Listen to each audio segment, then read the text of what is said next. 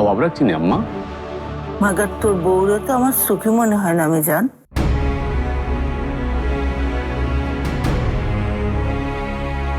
আম্মা কখন আমার জিজ্ঞেসেন যে আমি সুখী কিনা? কেলা, তুই তো ভালো আছোস, কাম কাজ লয় আছোস। হ্যাঁ ভালোই আছি, মাগার আমার যেটা সব থেকে বেশি দরকার সেটাই নাই কে। এই বাড়ি সব চালাই আমি, সবার লাগে স্যাক্রিফাইস করতেছি আমি, সবটার লেগে খাইটা পাত্তি নে দিতাছি, কারো কোনো অভাব রাখি না কে। মাগার সব থেকে বড় অভাবটাই আমার।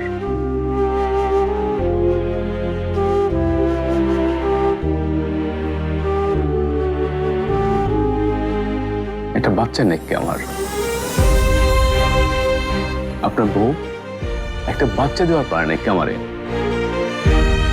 আর আপনি কিনা ওর সুখের কথা ভাবতেছেন আম্মা। মাগার দেখেন, বিয়া বিয়ে আমি নিজে পছন্দ করি নাকি আম্মা, আপনার পছন্দের মায়ের এই বিয়ে করছি।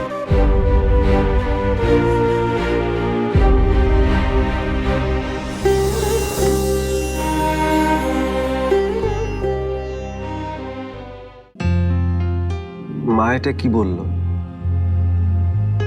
বড় খালা আসলেই নাকি আমার বিয়ে?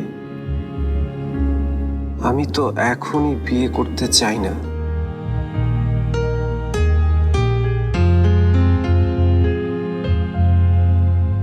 আমার তো ঘুরে ফিরে ওই একজনকেই ভালো লাগে, তোমাকে জবা।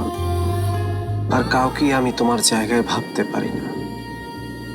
কিন্তু তুমি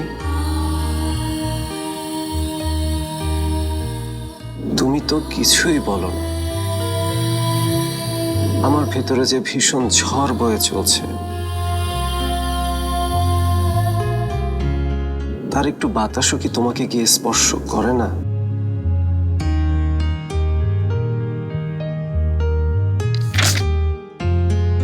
আজকে এতদিন পরে ফোনে আমাদের কথা হলো, আর তুমি কিনা মুখের উপর কেটে দিলে। আমি কি ইচ্ছে করে ফোন করছি? একবার মোবাইলের চার্জ শেষ হয়ে গেল, আর একবার চাচা এসে পড়লো।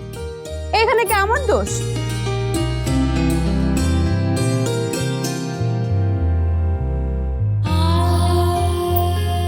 তুই ক, মিঠু সবকে বুঝবো না আমার কথা? আমার যে খারাপ লাগতেছে তার সাথে অমন কইরা এইটা কি সে বুঝবো না? খারাপ লাগছে, খুব খারাপ লাগছে।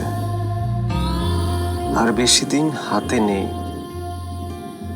বড় খালা আসলে মা যেভাবেই হোক আমার বিয়ে দিবে।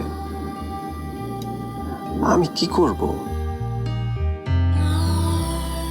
তাহলে কি আমার জীবনে জবার অধ্যায় শেষ, নাকি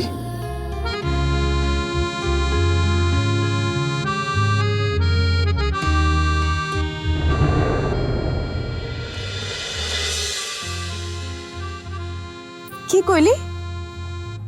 উনি আবার আইবো আমগো গ্রামে?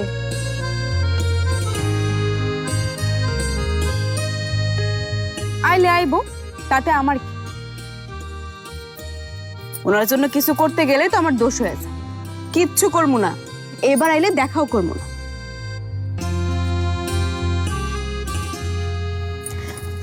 আচ্ছা